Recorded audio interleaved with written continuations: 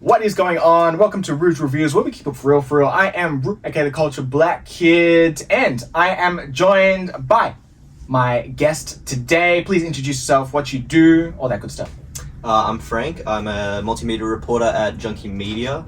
Aside from that, just lover of Oz music in general, I think. Yeah. 100%. Pleasure to have you here. Pleasure to be here, man. You know, of course. And Frank's going to be here for the next couple reviews that we're doing, which includes today, Marley Jose, God is the Wind, the debut album from Fremantle, hip-hop artist, producer, all around.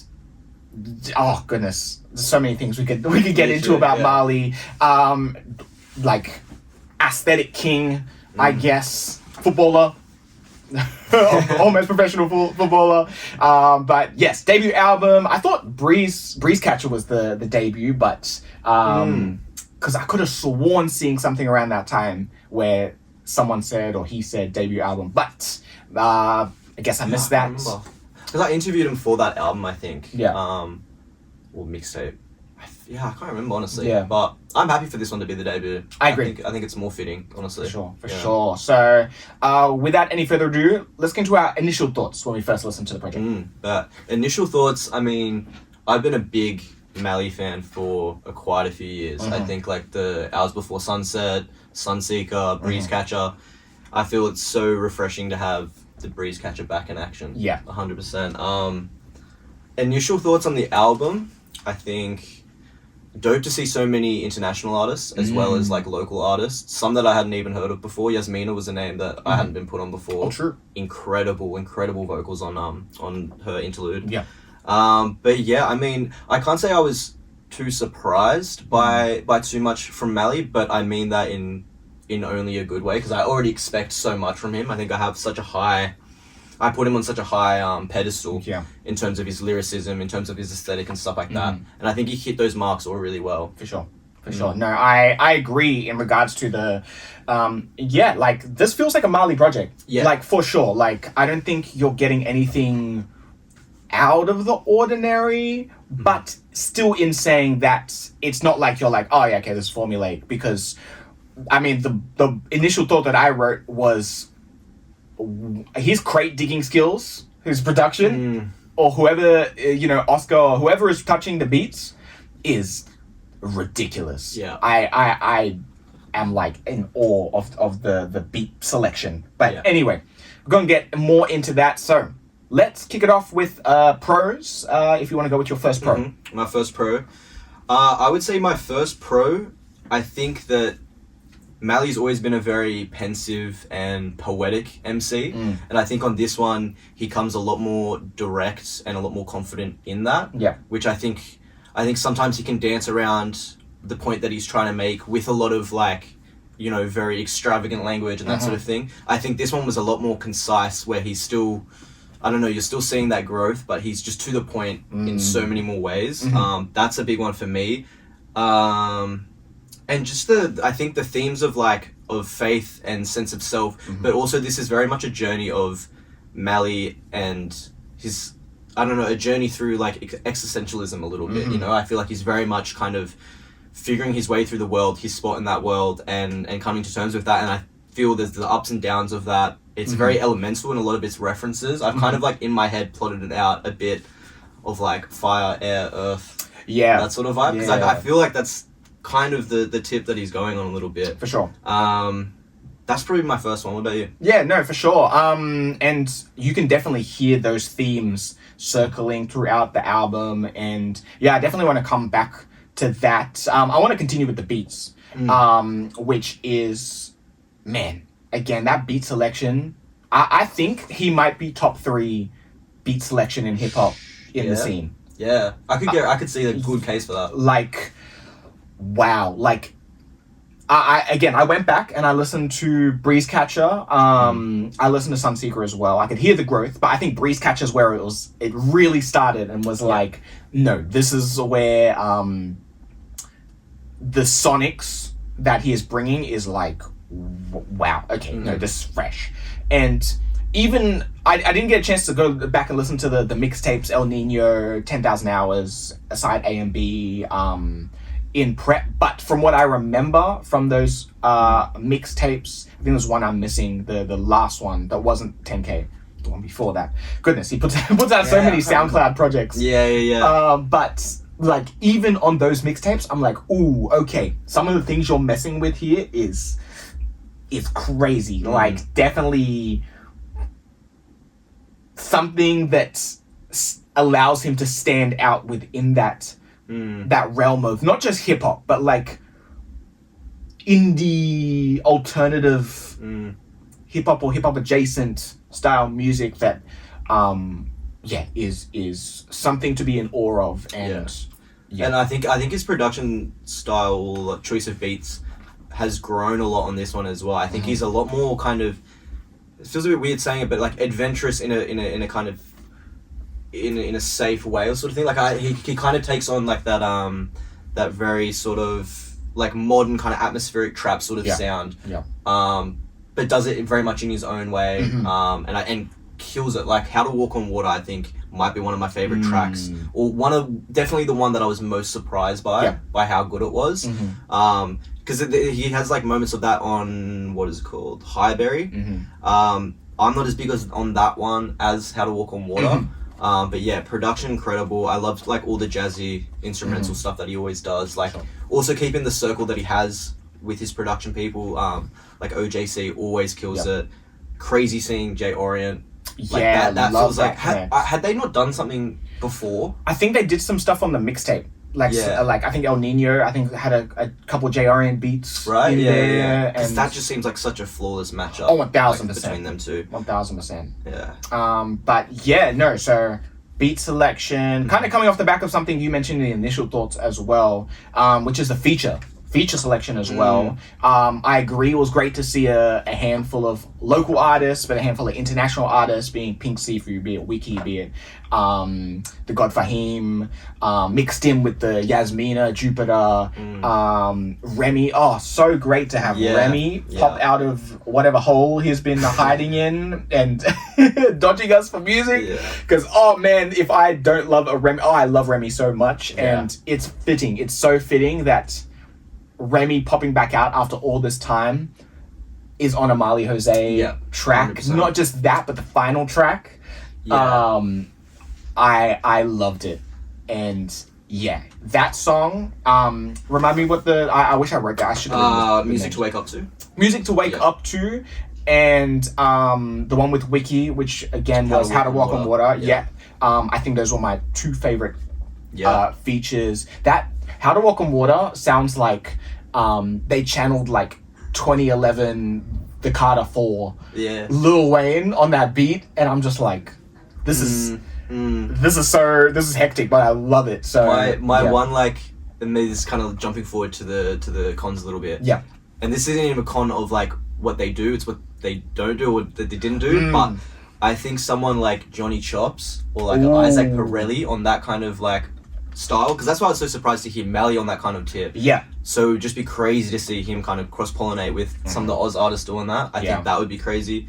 And the Jupiter one as well, on initial listens, I preferred Inner Wealth, which was their first collaboration on BREEZECATCHER. The more I've listened to it, like even today, I think that one's just grown on me more and more. And like Jupiter's another person that I'm like, want to see so much more of. 100%. Like 1000%. Jupiter's killing it on all aspects. Again, another artist whose beat selection just all across the board is something to set aside from the norm. And finally, Yasmina, you brought up Yasmina. I have heard a whole bunch of Yasmina's music before and know her personally. My partner actually does backing vocals for Yasmina. So that's super cool, and I've always been a fan of Yasmina. I think I first heard she did the opening for Switch by Yao Does It All a couple years ago, and I was like, that's fire. So the fact that Yasmina got a whole interlude to cook was so great. But I love that. And a big pro for me as well, and one thing that I like when I spoke to Mally like 2023 I think it was, that he's just such a student of rap and such a fan of rap, and that's what Yeah. this debut album feels like For to sure. me. Like, just even from there was some notes that I had that was the way that he laid out the album, like just having Like the sequencing? the sequencing, Yeah. having the two-sided intro, having like the kind of female vocal interlude, like the mix of upcoming artists and like legends and that sort of thing. Like it just felt like such an ode to the debut rap albums that he grew up loving, you know what I mean, and that I grew up loving, and I see that same kind of blueprint or energy applied For sure. applied to this that For I sure. love. 100%. Yeah, no, it definitely seems like he's done his notes. Mm. But yeah, do you have any other pros that you want to add before we move on to cons? I do. Another big pro. Well, yeah, I want to know more about Jupiter and Mali's relationship as well. True. Because they've collabed as well. They've collabed a The few first times. track on BREEZECATCHER. I Yeah. think, Keeper? No. Inner Wealth. Inner Wealth. Sorry, Yeah, you yeah. did say that. My Yeah, bad. no, and so yeah, I'm curious to know more about their partnership and how they kind of came to be. Yes. How they came to be. What was another one? I mean, this is a selfish one, but I just love that it's a Smoker's tape. Like through and through. Like, I don't know, he's just got it down pat. Yeah, just I don't know what more else to say. I feel like I haven't given enough pros, but there are so many pros. So for sure. I think the production, the lyricism. Yeah, I think this is Mali at his most focused. And is most kind of open to try new things, but also so confident in himself to do it his own style. And I think he's just more and more coming into his own, or I think more and more people are cluing in that he's been on his own thing. He's been doing his own thing from Perth. But yeah, I do think that he's one of the most talented lyricists in Australia, and I think this album definitely backs that. Agreed. Well, off the back of that and all the praise that we've given him, I'm curious if we have any cons. And you said you kind of lent into a couple. So if you want to kick it off with your first one, or yeah. one So the one con was, I guess, more what they didn't do, which is it is a selfish one, but I would love to see more Aussie MCs jump on a few tracks. Like the Remy outro is just perfect, like we said before. But yeah, hearing like someone like Johnny Chops on like on the Walk on Water, or even like iPod on something like the title track or something, I think there's just so much room. But also like, I don't know if that's really a con, of like what wasn't there. It's just like, I guess it was just that part of me that that like the matchmaker in me trying to, it's like seeing that come to fruition. For sure. Another con for me, I guess, was from the first track. I wasn't as big on the vocal effects on his vocals there. I think that it's like, I would have loved a clearer vocal production because I really love that song, but I find it a hard one to get through sometimes. And I think for a debut album to have that be the first track might be like jarring to some people that are first tapping into Mali. But I mean, if you push past that, then there's just only brilliance. 1000%. Yeah. 1000%. Yeah, in my two cons, I said, and this is very nitpicky, and I said the delivery feels a smidge lazy on Fire in the Soul, but I understand that fits his aesthetic perfectly. It's totally in brand. I think it was just like, it just felt a little bit too much behind the beat. But like I said, very, very nitpicky, doesn't ruin the song. And then my other thing, which is kind of something you alluded to a little bit earlier, which is his songwriting and his introspection, and sometimes it's like he goes so far with the metaphors or the things that it's kind of like, what's going on? What's being said? Yeah, what's the topic? What's the topic really about? And I love, like, I was reading. Actually, I wasn't reading lyrics because the lyrics weren't on my DSP. I wish, man. I wish. So I wish I was able to read the lyrics, but I was like, okay, let me try and focus as much as possible.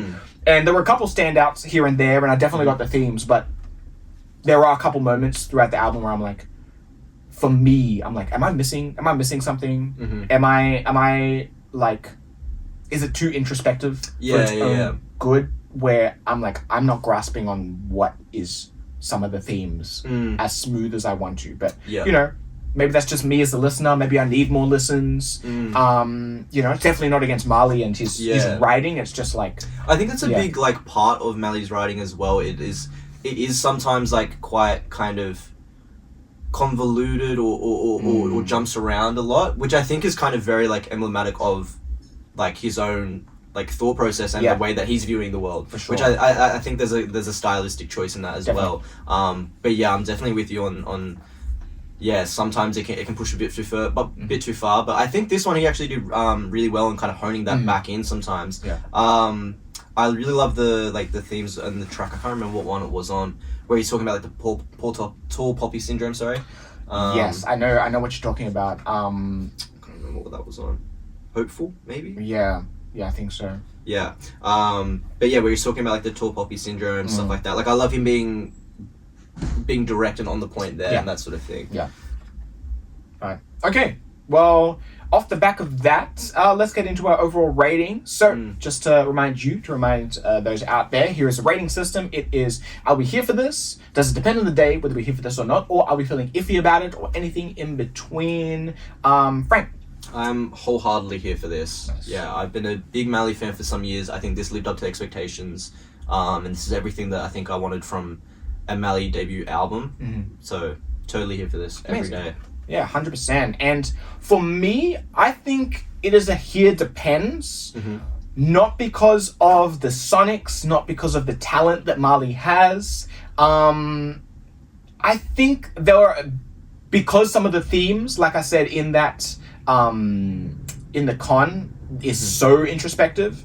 Maybe I'm missing the point so much that it's kind of like, I'm not able to grasp it the way I want to, or I'm kind of like, there's something missing for me personally. But like I said, that is more so a con on me than on him as the listener, and I'm like, okay, maybe I'm just missing something. What were your favorite ones? It was the one with Wiki and the one with Remy. Those are my two favorite ones. Yeah. And yeah, I think that was mostly the one with the Wiki. I just loved the vibe. Just it was so grimy that I'm like, oh wow, what the hell? And then Wiki flowing, oh goodness. And then the one with Remy, I mean, I was ready for that song from the jump. Yeah, you saw it. I saw it. I'm like, yes. Yeah. And as soon as it came out, I'm like, oh, this is a perfect feature. So those are probably two of my favorite tracks. So yeah, maybe it's a little bit too introspective for my listening right now. But like I said, that's not on Mali. But I guess on the same token, it's like making things a smidge clearer. I don't know. I see that. It's a double-edged sword. I think it is a double-edged sword, and I think that I do feel that there's a good mix of that as well, because I definitely felt that same sentiment on some of his other projects or certain other songs. But I felt this one gave me a bit of a breather between these kind of big pensive thoughts to then have just straight heat, you know what I mean? For sure. Yeah. 100%. But still within saying that amazing debut, I think I'm keen to hear what's next. Because I know Mali stays continuing working on things. And yeah, I'm keen to keep coming back to this and being like, okay, what are the themes that I'm taking from this? Apart from the overarching stuff that, like you said, the elements, the wind, and I love how he continues to. That's probably the one thing that I'm like, oh yes, I love that this is a continual aesthetic and part of your craft and things that you write in the lyrics, and I'm like, that I love. So yeah, I think it's more just with the themes. It's more like for him personally, like about his story. It's about like, what am I? Am I like, who am I trying to find out more stuff about you? Like, what am I trying to find out more about you? But, like I said, anyway, no, I feel like I'm going around in a circle. No, I see that though. No, for sure. But anyway, let us know what you think. Are you here for this? Depends on the day. Feeling iffy about it? Let us know. Mali Jose, God is the Wind, his debut album. And yeah, here with Frank. Please let the people know where they can find you at. At Written by Frank on Instagram. Amazing. That's where I'm at. Amazing. So yeah, and this is Rue's Reviews. I am Rue, aka the Culture Black Kid, here with Frank, and we'll catch you next time. Peace.